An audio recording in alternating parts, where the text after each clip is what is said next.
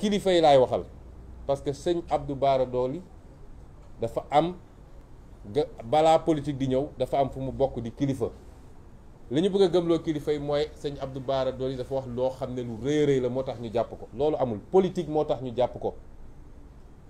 élection bii ñu dëgmal te mu bokk mu nekk tête de liste Touba ñu xam ni buñ demee du ñu mun a gagné moo tax ñu jàpp ni suñ ko jàppee ba élection yi passé dañu wàññi suñu doole. anam gi ñu ko jàppee it jaarul yoon parce que loi dafa ne constitution moo ko njëkk a wax règlement intérieur de l'Assemblée nationale doo ko reprendre député munoo ko jàpp lu dul jàpp nga ko en flagrant délit mooy ba muy def nga ko fekk muy def lu dul yoon nga jàpp ko. wala mu def ba pare di daw clameur public poursuivre ko nga jàpp ko ci anam googu mun nañu d'accord ñoom ñu ne dañ ko jàpp ci flagrant délit te gannaaw def naa ëllëg sa wala gannaaw ëllëg sa lañ ko dem jàppi donc loolu dootul lu tooy nga ne jàpp nga ko flagrant délit mais flagrant délit da nga ko war a juger ci nu mu gën a gaawee mooy flagrant da nga ko war a présenter devant le juge ñu juger ko te li ci ëpp sursis lañ lay def nga bàyyi. mais jàpp nañ ko ci flagrant délit dem ba ci biir procureur bii doon wax sànq nga xam ne moo yées Serigne Bassirou Gueye c'est procureur bi moom dem ba ci biir daal di bind juge d'instruction ne bëggatuma nga yóbbu ko flagrant délit dama bëgg nga ubbi instruction pour rek ñu mun koo téye juróomi weer juróom-benni weer juróom-ñaari weer loolu du yoon. wax naa keroog Moustapha Niass bu doon président assemblée nationale bu baax la mooy dem génn ji Serigne Bara Serigne Abdou parce que téye buñ ko téye jaarul yoon. ci jamono jooju nit taxaw na fii ne nañu rey Ousmane Sonko tey mu xëyaat ne li ma wax feddali naa ko ana procureur bi doon wax sànq naan waa li xew ci dëkk bi ana mu moom su yi taxawee dossier 94 milliards OFNAC def na rapport am ne ko ñii dañoo sàcc xaalisu réew mi Ousmane Sonko wax na dëgg nañ leen poursuivre ana procureur ci jamono jooju kër yi ñu fekk ay milliards ñu tëj ci ay néeg ana procureur ci jamono jooju. gis ngeen injustice bi nekk ci dëkk bi fi mu ñu jëme te musul egg ndi boobu yi nag musul am ñu jàpp ñii lu xus xaalis ku ñu jàpp daal ku ñu jàppoon mu tëral di ko rendi te ànd ak Macky Sall bu yóbboo nga xam ne yow tu n'as rien à craindre. li ñuy wax nii nag su may wax ay menaces de mort ma leeral ko xam nga ay dessin animé yu naan dañuy def menace de mort ñun loolu nit ñoo xam ne matuñu sax nit naan dañuy def menace de mort waxuñu ko parce que daf ñoo yëngal mais dañuy interpeller kii nga xam ne moo toogoon sànq di wax ay waxu daanu ci saret lii lu leer naññ la lu ñëpp teg seen bët te yëkkatiwul benn baaraam loolu moo xew Sénégal. ñaareel bi ma bëgg a wax mooy ñoom li ñu xaw a réussir nag tuuti mooy fexe nañu ba nit ñi waxatuñu nii Benno Bokk Yaakaar warul bokk ci élection yi waaye ñëpp ñi ngi naan Yewwi dafa war a bokk. ma delloo ci xel yi ci lenn conseil constitutionnel forfaiture bi ñu def li ci gën a garaaw du sax ñu ne liste titulaire u Yewwi Askan Wi warul dem waaye le fait que ñu fexe ba dugalaat Benno Bokk Yaakaar te boobu jamono Benno Bokk Yaakaar ay parrainage am ëpp na muy benn parité am respecté wu ko loolu gën a garaaw ci li conseil constitutionnel def ces 7 charges-là c'est des criminels li ñu def c'est un crime loolu moo gën a garaaw que sax le fait que ñu ne ñun suñu liste titulaire nationale du dem kon dama bëgg ñu delloo ci xel yi ci loolu balaa ñu naan suñu liste nationale dafa war a bokk coow li yëpp mooy Benno Bokk Yaakaar waruloon bokk ci élection bi parce que keneen ku mu doon listam doo bokk ci élection bi ñaata nit la ñu téye parce que nee nañu seen parrainage matul yoon dafa ne parrainage bi bu manqué benn munoo dem bu ëppee benn munoo dem Benno Bokk Yaakaar ëppale benn depuis quand conseil constitutionnel nga xam ne c'est le juge de la conformité à la constitution naan l'arrêté d'un ministre depuis quand le conseil constitutionnel est le juge de la conformité à un arrêté ministériel. C'est une honte. C'est une honte ce que la magistrature est en train de faire dans ce pays. Et j'interpelle l'union des magistrats. bu dee dese na leen lenn su dee dese na leen lenn ci dignité ak ci probité nañu jóg wax ci ñoom li ñuy def ñoom magistrats yi ci réew mi. bu dee nag dañ ñoo bëgg a gëmloo ni justice amatul desetul dara lépp a ngi ci loxo Macky Sall ñu xam ni on a un pouvoir exécutif amuñu judiciaire amuñu législatif pouvoir exécutif la ñu am boo xam ne ay juges yu koy jaamu la ay fonctionnaires yu koy jaamu la looloo fi des ci réew mi. et donc ñetteel bi ma bëgg a wax mooy arrêté préfet bi li préfet def dafa symboliser li ñu def suñu administration léegi li des ci administration le gouverneur laa bëgg a wax sax gouverneur d'abord parce que le gouverneur de Dakar ku ma xam bu baax la maag moom ñoo bokk promotion ENAM chaque 5 heures ñoo doon footballeur terrain ENAM xam naa ni ku baax la waaye Alhassane gis nga àdduna yenn saa yi nga jël sa responsabilité ñu affecté la feneen sax moo gën nga nangu ñu associer sa tur ci njombe yu mel nii. moom gouverneur Alassane Sall sama frère la je le connais xam naa nit ku baax la l'esprit noonu lañ ko doon wooye bi ñuy football l'esprit waruñu laa wàcce ba ci lii rafetul carrière jarul yenn yi nit sa dignité ak sa diggante ak sa borom amul lu ko war a jar lu dul ay carrière Macky Sall wax na Antoine Diome wax na et cetera parce que moom ci boppam ñu signé la loolu xam na ni article bi ñu wax yéen journalistes yi la jublu te pourtant yéen journalistes yéen a ngi ni di couvrir suñu conférence de presse bu meeting amee di ngeen ñëw article bi amul benn rapport avec la liberté de manifester ou de se regrouper amul dafa ne période préélectorale bi yéen waru leen couvrir propagande électorale ñoom suñu cohérent ak ñoom te yéen ñëpp dañ leen war a ñëw roñ kon moom Alhassane xam na ni liñ ko signaloo te wóor na ma sax dañoo bind rek ne ko signal mu signé xam na ni lii dëppoowul ak yoon waaye c'est à ça que notre administration est réduite et c'est triste réew mi bu ñu koy defaraat justice ak administration la ñuy njëkk a jublu ay réformes parce que justice bu nërmaloo ci réew rek dara desu fa lépp mun na nërmalu ci réew ba mu des justice te soo waxee nag ñu làqat waaye l'institution judiciaire nangam les plus grands ennemis de l'institution judiciaire sont dans la magistrature loolu mooy dëgg kon arrêté gouverneur bi c'est un arrêté illégal mënul servir de base à une interdiction préfet bi li mu def tey mënul légal parce que préfet bi ñaar la wax bu njëkk bi mooy menace de trouble à l'ordre public te saa waxuñu nag menace de trouble à l'ordre public bi lan la de xam naa MFDC mooy ñëw ak toutes ses bases à la place de l'obélisque peut-être que sax Macky moo leen di jox kaat ñu ñëw lan mooy menace à l'ordre public ñun di semaine ba le def nañ fi manifestation dara yënguwul manifestation bu mucc ayib ñu pare ramasse mbuus yeeg yëpp defaraat place ba mu rafet nit ñi ñibbi moo tax d'ailleurs li ma wax léegi gis ngeen procureur il faut Yewwi Askan Wi déposer une plainte contre le procureur parce que ñu def manifestation ay une semaine coow amul dara amul nga toog ba tey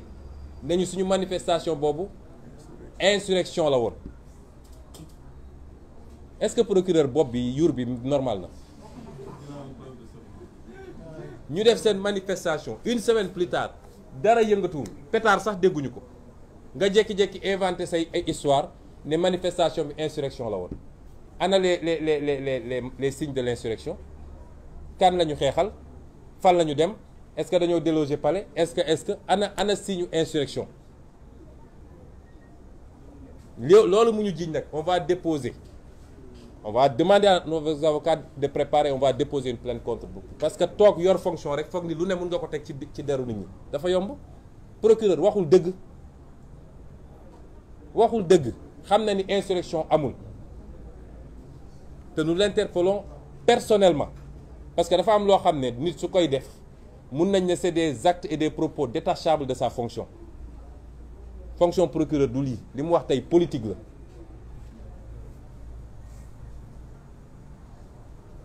bu ñu waxee loolu ba pare nag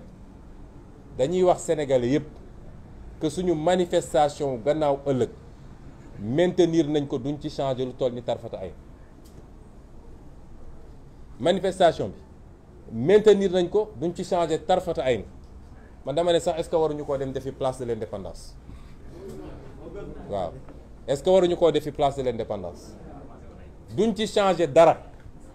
dinañ def suñu manifestation parce que nag li ma bëgg incha allah bokk li ma bëgg sénégalais yi xam gis nga li ñuy xeex nii du ay poste yu ñu bëgg fii amul kenn ku fi poste député ñi fi toog ñëpp daanaka presque mus nañ nekk député ministre ak yeneen man mii di wax ak yéen bëgguma nekk député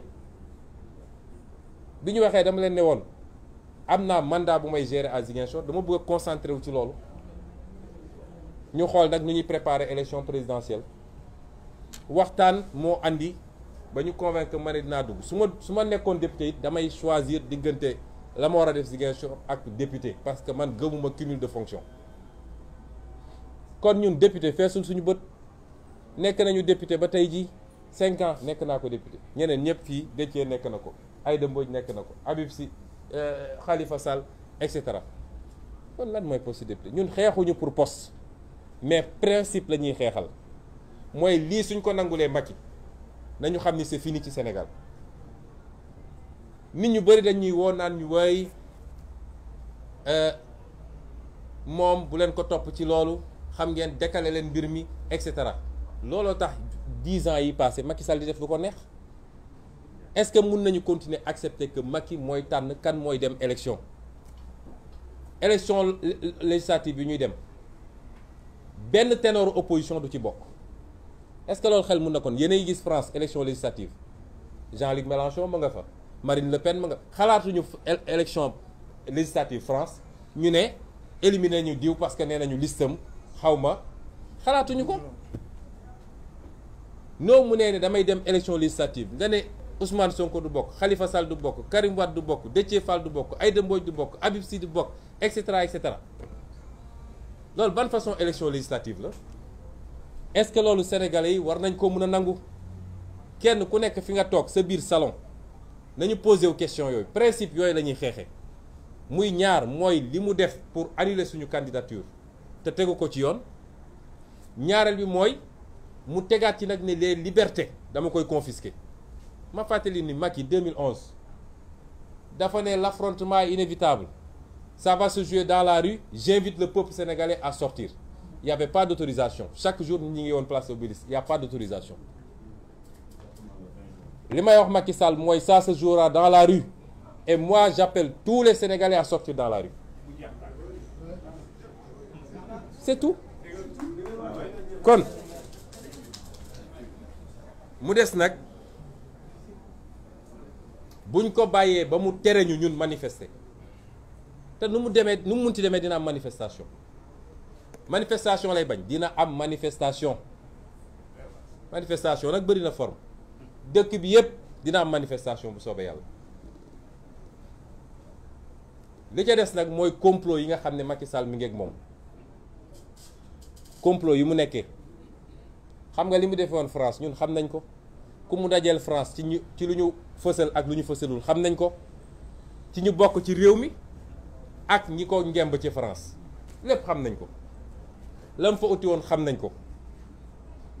ay pexeem lu mu def su ba ngoon jot du ma ne lépp xam nañ ko de waaye li ci bëri xam nañ ko parce que ni mu yóbbee ces services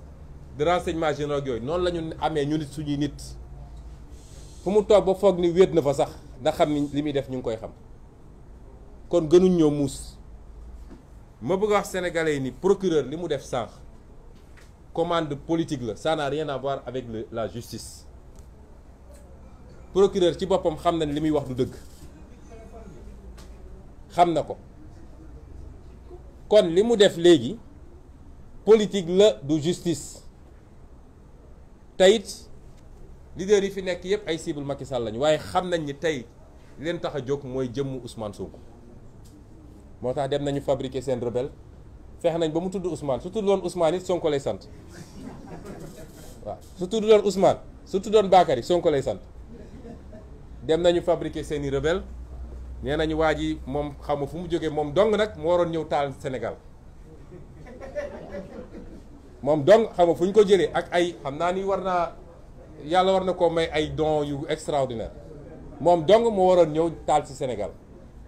ma wax leen ni procureur waxul dëgg day politique ci politique la nekk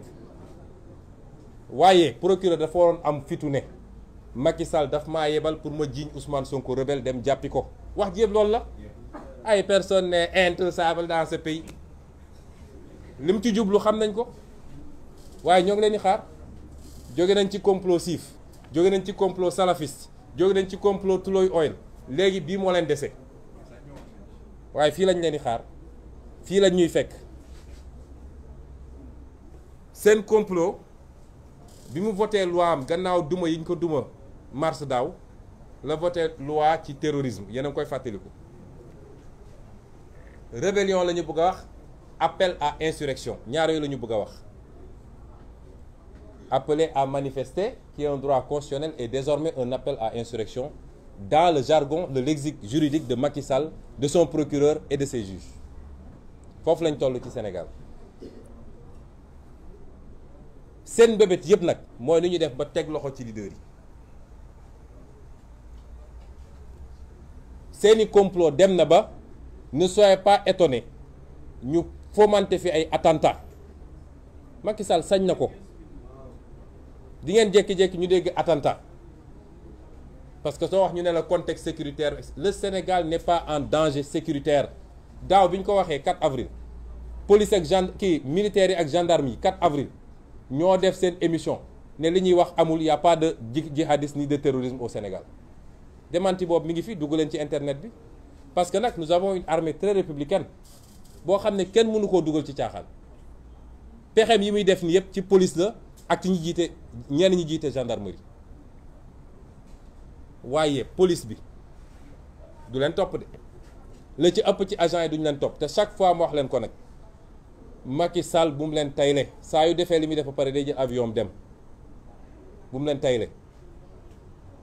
mais seen complot yooyu yëpp daaw bi ñu ko waxee dajale force occulte qu'on a vu jusqu'à présent xaw ma la nag lan terrorisme gendarmerie ak police ñoo ñëw plateau 4 avril ne loolu amul kan moo ëpp information gendarmerie ak armée ci lu jëm ci sécurité amul ci Sénégal Macky Sall ci boppam ñoo koy informer Sénégal nag ñoo war a bañ Macky Sall sa stratégie waxoon naa ko fi c'est la stratégie du chaos xam na ni mënul am 3e mandat nu muy def ba créer un chaos fexe ba jàpp les leaders daal di décréter l'état d'urgence et le comment on appelle ça le couvre-feu général pour mën a justifier nag li muy def régime militaire la fi bëgg a andi bu dee nag dañ ko topp ci loolu te mi ngi koy def ak des complicités étrangères et à l'interne ay milices yu muy monter moom Macky Sall ay milices yu muy monter pour ñu mën a def ay njombe ci réew mi ñu ne voilà opposition bi ñoo woote woon loolu lay waajal ñun xam nañ ko ndax am nañu information yi ma wax nag ni ñu bëri ñu ngi woo ne ñu bu leen dem ci affrontement ñun suñu option première du affrontement suñuy droit constitutionnel la ñu bëgg a exercer un point un trait ak refuser une mascarade par rapport à nos listes amul leneen ñu bëri dañ lay wax ni Macky Sall sait que l'affrontement est inéluctable mais repousser leen ko ba coowal 3e mandat commencé mais li ma bëgg a wax sénégalais mooy li mu bëgg a def ni suñ ko bàyyilee mu yombee noonu ci moom dara dootu ko jomb ci li ci des parce que du koo xam ne mun na dégg wala mun na raisonner wu moom xamul loolu su lambee mu nooy rek day dem looloo tax ma ne ñun combat de principe moo tax ñuy xeex manifestation ëllëg bi gannaaw ëllëg bi leaders yi ñooy xool ndax suba dañuy introduire référé directement au niveau de la Cour suprême man dama koy wax gëwma Cour suprême gëwma Conseil constitutionnel jusqu'à ce que ñu réformer justice bi dama gëmul justice su Sénégal ci dossier boo xam ne am na connotation politique gëmuma ko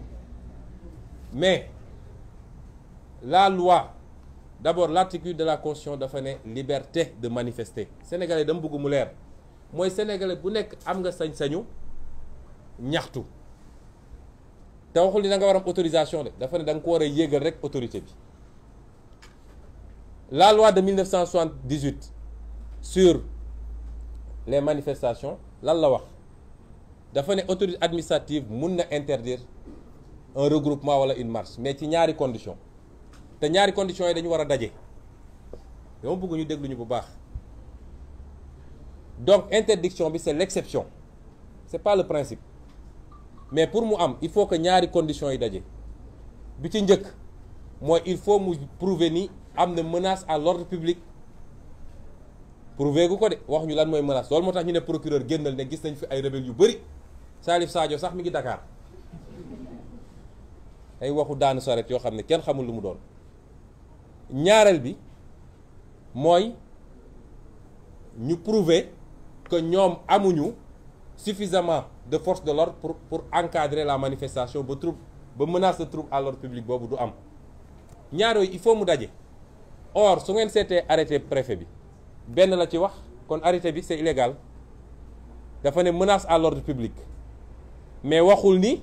man préfet awma suffisamment de policiers de gendarmes pour encadrer la manifestation te gis nga loolu Cour suprême ci boppam génne na ci arrêt yu bëri ma jox leen ci ñeent rek. En 2011 Alioune Tine Rado contre État du Sénégal. En 2016 Amnesty International contre État du Sénégal. En 2018 Église du christianisme céleste contre État du Sénégal. Et en 2019 Assane Ba Birane Bari et compagnie contre État du Sénégal. Yëpp même chose la État du Sénégal dafa interdiroon manifestation Cour suprême ne ko da nga ne simplement que menace à l'ordre public mais prouvé woon ni yow amoo suffisamment d'effectifs de policiers et de gendarmes pour encadrer ba menace boobu du am donc tu n'as pas le droit d'interdire la manifestation. Donc l'arrêté du préfet lui-même est illégal. Léegi nag leader yi mun nañu xool parce que man gëw ma ay li ñu justice woon ci jamono ji man gëw ma justice bi mais su ko te suñ ko dugalee suba it la Cour suprême a 48 heures pour délibérer mais vu que ñoom tey la ñuy doog a notifier affaire bi suñu dugalee suba la Cour suprême doit se donner les moyens de régler cette affaire avant vendredi matin. C'est ça qui est la norme mais duñ ko def parce que waajee toll fi mu toll woo leen ne leen bu leen yëngatu foofu la Sénégal toll. bu ma dajalee lii lépp nag je vais lancer un appel aux Sénégalais, aux militants et militantes, aux sympathisants et aux sympathisantes, à tous les Sénégalais et Sénégalaises épris de justice. Appel bi ma leen lancé woon daaw laa leen di waxaat c'est un appel à la résistance. Constitution moo ne ku ñu dénk nguur muy jalgati yoon di utiliser les moyens d'État pour dal ci kaw Sénégalais yi pour dal ci kaw opposition bi constitution may na la droit nga résister ni mu valable woon daaw ci mois de mars la valable tey lu bëri ci Sénégalais yi dañu jàpp ni mobilisation bi Sénégalais yi affaire u liste jaralagu leen ñu mobiliser wu donc nañu xaar mbir mi ba bu mu tuddee troisième mandat may wax Sénégalais yi ni du affaire u liste moo tax ñuy mobiliser wu liy xew tey mooy déterminer troisième mandat bi bu ku jàpp ni affaire bi suñ ko bàyyee mu yomb nii du continuer ci troisième mandat bi forcé def forcing da ngay nax sa bopp moo tax j'appelle tous les Sénégalais à la résistance dafa am jamono yoo xam ne buñ ci tollee cim réew li nga xam ne mooy xeeñ ci Sénégalais yi ñëpp xam ni changement bi ñuy xaar depuis longtemps xeeñ na mat na ñor na surtout yéen jeunesse bi muy étudiant bi muy ambulant bi muy élève bi muy keneen ak keneen nga xam ne yéen la ñu bëgg a xañ loolu Macky Sall bëgg fi toogaat 20 ans parce que rek suñu gaz bi mu bëgg a jaay mu jaay ba pare bëgg koo continuer ak suñu xaalis réew mi ñuy détourner ak yeneen su ngeen seetaanee ba lii romb facilement suñ ko seetaanee ñun ñëpp ba mu romb facilement dinañu màtt suñu baaraam te duñu am fu ñu ko jooyee moo tax fu ñuy daanelee mooy appeler publiquement massivement à la résistance face à la dictature rampante de Macky Sall. Je vais résumer tout ce que j'ai dit en quelques mots en français. J'ai commencé tout à l'heure mon allocution par exiger la libération de Cheikh Abdou Bara Dolly Mbacké. à tous ceux à qui on veut faire croire que Cheikh Abdou est retenu parce qu'il aurait offensé le chef de l'État, je dis que ça n'a rien à voir. Il est retenu pour des considérations strictement politiciennes. C'est la tête de liste de l'alliance Wallu-Yewwi à Mbacké. On est à quelques encablures des élections. Macky Sall sait très bien qu'il va perdre encore une fois Mbacké. Et il pense qu'en prenant Cheikh Abdou en otage, il parviendra à amoindrir nos forces, à réduire nos forces et à se donner une chance de remporter les 5 députés du département de Mbacké. C'est la seule motivation. Il n'y a rien d'extraordinaire que Cheikh Abdou ait dit ce jour-là.